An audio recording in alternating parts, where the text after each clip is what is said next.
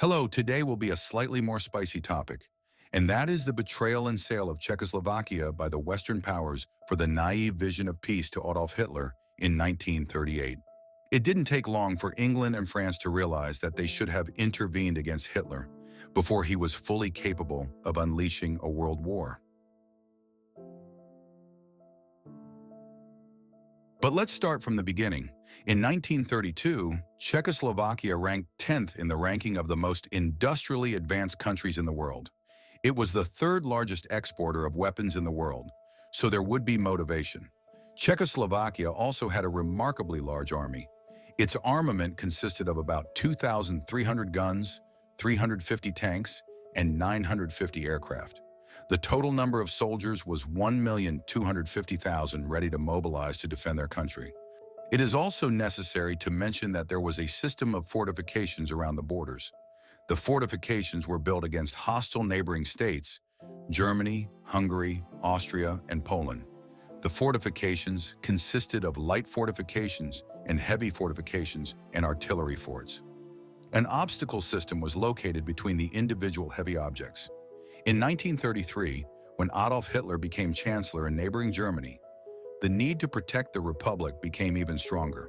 The defense strategy of Czechoslovakia therefore consisted of tying the attacking units to the line of fortifications with its units until the intervention of the Allied France. It is important to mention that Czechoslovakia had France as its main ally.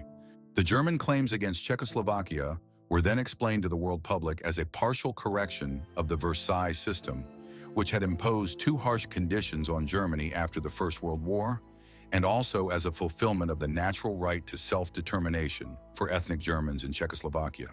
The consequence of all this was that the great powers, on whose help the Czechoslovak government relied most in defending itself against German aggression, sought to reach an agreement with the Nazis and thus prevent the scenario that led to the First World War, even at the cost of sacrificing Czechoslovakia.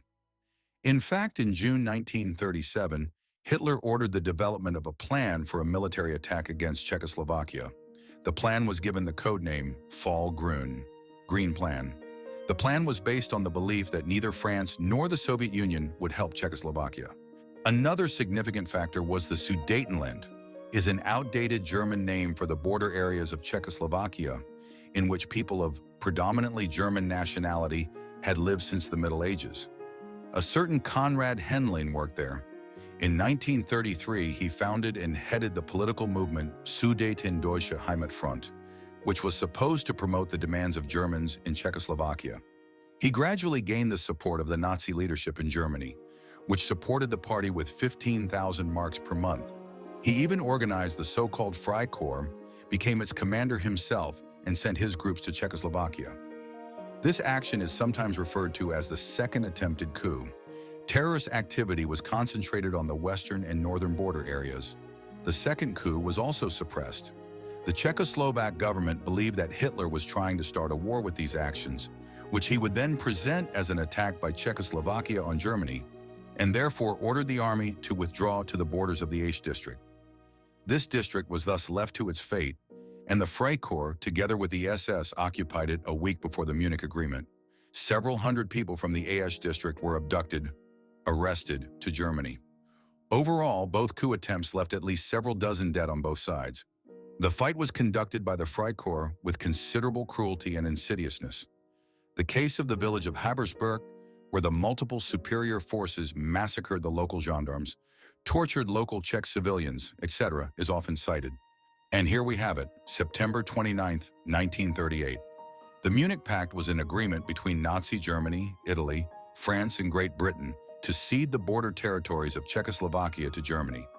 Representatives of the four countries, Neville Chamberlain, Great Britain, Edouard Daladier, Adolf Hitler, and Benito Mussolini, agreed that Czechoslovakia must cede the border territories inhabited by Germans, the Sudetenland, to Germany by October 10th.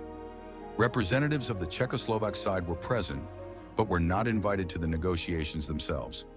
After the harrowing experience of World War I, the French population greatly feared another war. The signing of the Munich Agreement was received with enthusiasm, and Prime Minister Daladier and Foreign Minister Georges Bonnet were hailed as saviors of peace. The head of the French military mission in Czechoslovakia, General Louis Fokker, resigned in protest against the signing of the agreement. Neville Chamberlain announces that he has brought peace by signing the Munich Agreement. Chamberlain, who claimed that the agreement secured peace for our time, was also received with applause in London. Unlike France, however, the United Kingdom government was not united on this issue. First Lord of the Admiralty Duff Cooper resigned in protest against signing the agreement. Chamberlain was sharply criticized by the leader of the internal opposition in the Conservative Party, Winston Churchill. England had a choice between war and disgrace. She chose disgrace, and there would be war. Winston Churchill after signing the Munich Agreement. The Munich Agreement was the culmination of the activities of the Sudeten-German Party of Konrad Henlein and the culmination of the efforts of German Chancellor Adolf Hitler to break up democratic Czechoslovakia, which was one of his gradual goals for dominating Europe. The Munich Agreement is an example of the policy of concessions, appeasement. After Czechoslovakia lost its border fortifications, which according to the Munich Agreement, the army had to leave within 10 days without damaging the fortresses, it was not difficult for the German army to occupy the rest of the country. There were also several factories in the border area that could now produce for Germany and thus accelerate Germany's military power. After the adoption of the Munich Agreement, despair broke out in the nation. Hatred towards foreigners, Jews, and Democrats began to spread. The morale of the people collapsed. As they say, they acted about us without us. On March 4, 1939, the Germans forced the National Bank of Czechoslovakia to transfer 14.5 tons of gold from the state gold reserves to the German central bank, Reichsbank. Within 6 months of the signing, the entire Czechoslovakia was occupied by the German army on March 14th to 16th, 1939.